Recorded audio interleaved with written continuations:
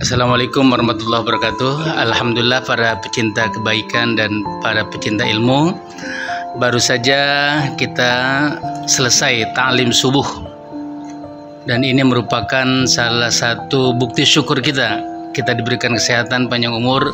Kita gunakan kesehatan itu untuk ta'lim dan lain sebagainya. Kiai, bagaimana konsep syukur yang sebenarnya? Ya, di antara perintah Allah Subhanahu wa Ta'ala adalah syukur nikmat. Karena orang masuk surga itu cuma dua hal.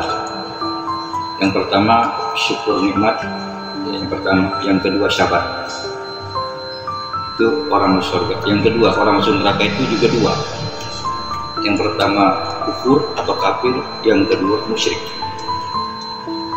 Maka dalam hal ini Allah mengutus nabinya sampai begitu banyak, 124.000 nabi, 313 nabi, dan yang wajib kita hafal namanya 25, dan yang 5 itu termasuk ulul azmi, nabi-nabi yang paling berat. Di antara siapa nabi yang dapat ulul azmi? Sayyidul Mursalin, adalah pemimpin segala nabi dan rasul, itu saja Muhammad Shallallahu Alaihi Wasallam, gitu ya. Kemudian kita ini mayoritas 100% makhluk atau hamba-hamba Allah yang berpenyakit. Penyakit kita apa? Penyakit hati, itu pasti. Maka oleh karena itu kita jangan jauh kepada Allah,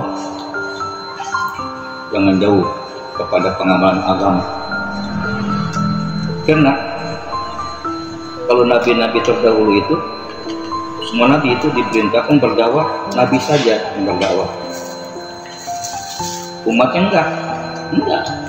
Sampai ada yang tidak, sampai kita banyak ibadah, dagang ibadah, nggak ada perintah dakwah, umat-umat bebas. Begitu nabinya wafat, meninggal dunia, maka mereka itu semuanya ada yang kembali kafir, ada yang kembali menyembah berhala, patung. Karena mereka itu sobiin itu artinya menyembah makhluk. Ada pohon disembah, ada keramat disembah, ada laut disembah, gitu kan. Tapi begitu nabi mereka wafat diganti Nabi Muhammad, nah baru kita dan Nabi Muhammad itu punya anjuran dakwah dari Allah untuk beliau mengajak orang-orang supaya baik beribadah kepada Allah, dan umatnya dikasih SK oleh Allah. Mana SK-nya? SK-nya mutlak dari Allah, itu perintahnya. Mana SK-nya? Lihat surat Ali Imran ayat 110. Mana itu? Kuntum khaira ummatin ukhrijat linnasi ta'muru bil ma'ruf wa tanhauna 'anil munkar, ya kan? Wa tu'minuna billah walau amana ahlul kitab lakana khairul lahum minhumul mu'minun aktsaruhum fasikun. Kuntum itu kan khabariyah, berita. Kuntum adalah kalian khair umat, sebagai umat linnas, yang dikeluarkan linnas untuk manusia. Manusianya siapa?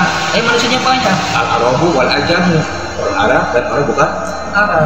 Bahasa Inggris, Indonesia, Melayu, apalagi Jerman, Belanda, segala macam, kulit hitam, putih, merah, suku, ada yang Batak, Betawi, Jawa, Sumatera, Lampung, dan lain sebagainya, gitu kan.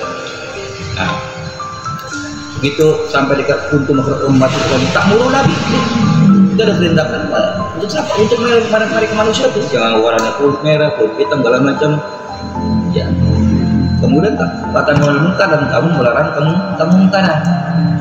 Lalu di ketiganya waktu minna billah. Nah ini bingung, kok ini ada kata-kata ta'muruna wa tanhauna, tapi waktu minuna di situ kalimat iman. Apa ini maksudnya? Padahal kata kalimat pasti ya ayyuhalladzina amanu wa iman.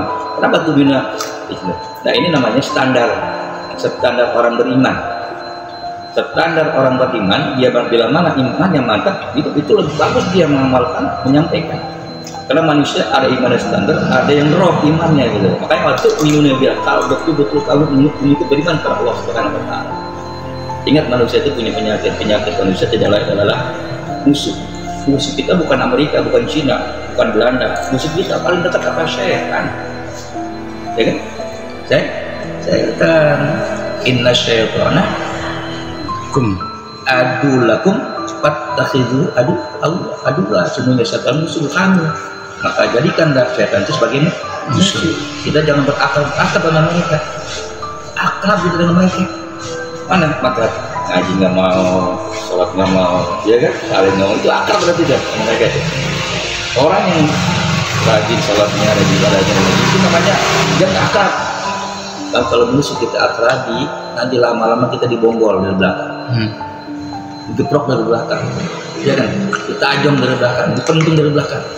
Itu kata-kata sembilan, kata-kata biasa. Mudah-mudahan pagi ini kita ngaji ada manfaatnya. Amin ya rabbal alamin.